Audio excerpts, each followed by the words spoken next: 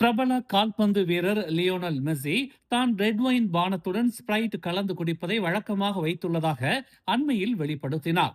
மெஸ்ஸியின் இந்த எளிய ஒயின் ஸ்பிரைட் கலவை குறித்த செய்தி சமூக வலைதளங்களில் காட்டுத்தீயாய் பரவியது.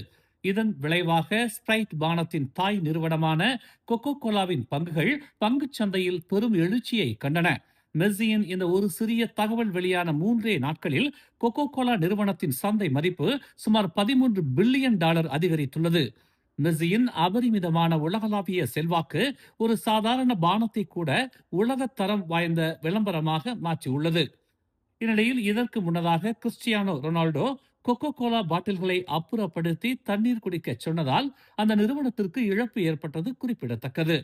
ஆனால் இப்போது மெஸ்ஸியின் இந்த பேச்சு கொக்கோ கோலா நிறுவனத்திற்கு எதிர்பாரா அதிர்ஷ்டமாக அமைந்துள்ளது. மேலும் செய்திகளை தெரிந்து கொள்ள தமிழ் மலர் இணையதளம், தமிழ் மலர் செயலி மற்றும் மலர் டிவி யூடியூப் சேனலை வலம் வாருங்கள். எங்களோடு இணைந்திருக்க மலர் டிவியை பதிவு செய்து கொள்ளுங்கள்.